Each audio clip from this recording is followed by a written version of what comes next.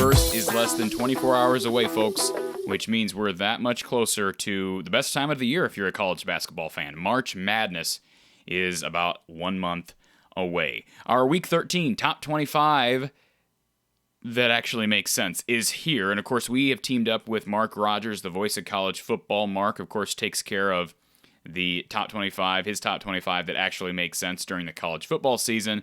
And we have now taken the task of coming out with the top 25 that actually makes sense for college hoops. And, of course, it's based off of resume. It's based off of strength of victories. And, of course, how you played in said victories, how you played in your losses, who did you lose against. And certainly, it's not influenced by outside polls. I don't care what the AP poll says. I don't care what the coaches poll says. It's a poll that, again, actually makes sense based on resume and what teams have proven on the court. So let's get to our January 31st edition, our Week 13 college basketball top 25 that actually makes sense. And we start at the top, the Gonzaga Bulldogs. Now, I'm not an Auburn hater. I know there are going to be people who feel that I am. I had some feedback this week, and kind feedback, but people who are not real happy that I've got Auburn not in that one spot. I know a lot of people had them as their top team last week. They did have an impressive victory over Oklahoma this week. But again, you look at what Gonzaga's doing, and I understand they're playing in the West Coast Conference, and that is a factor. I'm not ignoring that. But they are absolutely destroying teams right now. So if you look at some of the major results, and I'll just run through a couple of these. Gonzaga, for instance, this week, they beat Loyola Marymount by 33, and they beat Portland by 32. So the one way you're going to make up for, or actually I should say the two ways that you're going to make up for an average at best non-conference season. Of course, you play in the West Coast Conference. It's a group of 5 conference. I know we're talking basketball, but it is not a Power 5 conference. The two ways you're going to make up for that is, A, if you scheduled well in the non-conference, which Gonzaga, of course, always does. And then the second thing you do is you have to dominate your conference schedule for me to give you the respect that I were to give to an Auburn or a Purdue or someone from another conference.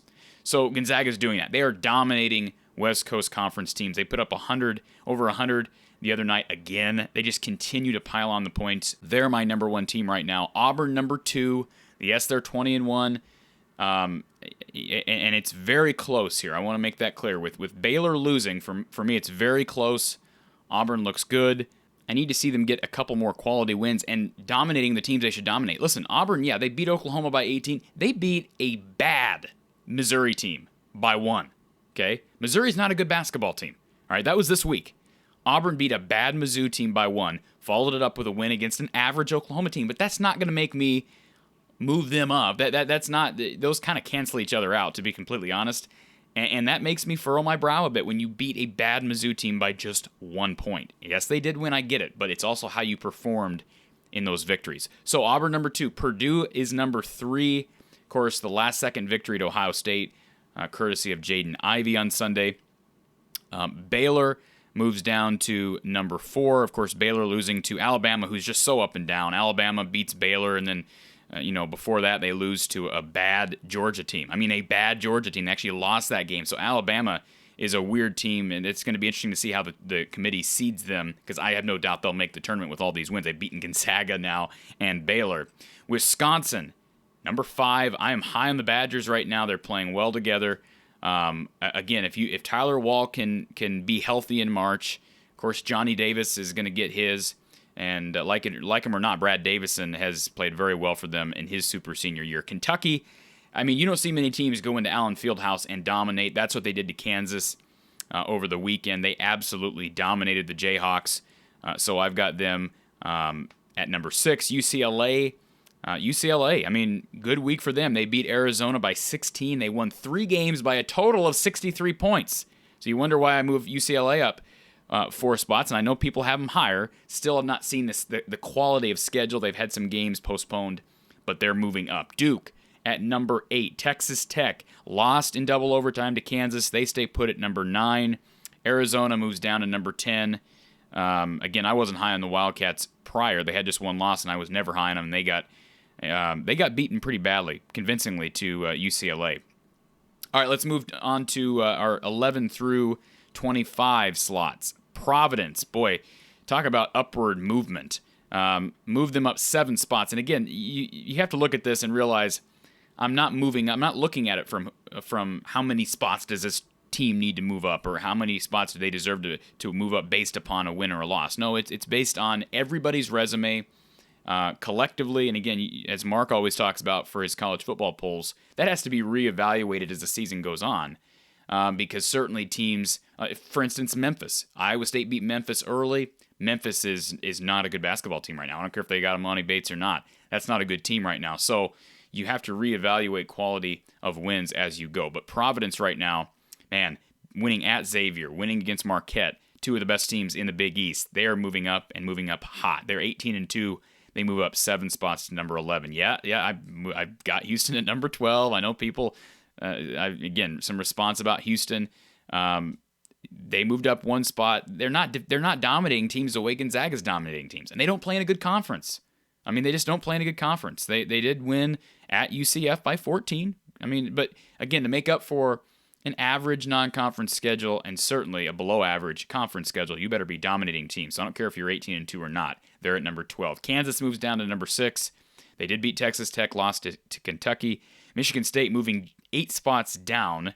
And the reason why here is because Michigan State did win over the weekend, but they beat Michigan, but Michigan's been struggling. Michigan State also lost to Illinois, and Illinois was playing without Coburn, without Curbelo.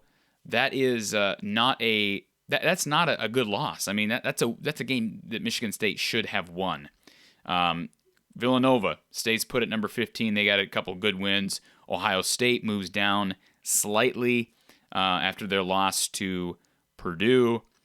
Illinois moves up 8 spots. Another team who I think is playing great basketball right now. They beat Northwestern on the road over the weekend. And, of course, that win without Coburn or Curbelo is impressive, really impressive against Michigan State. I'm higher on Miami than I think anybody else is. I haven't seen many people voting them in their top 25 polls. Maybe that'll change here today, Monday. I've got them moving up to number 18. They've got the best record, I believe, right now in the ACC. UConn moves up to number 19. LSU losing to TCU.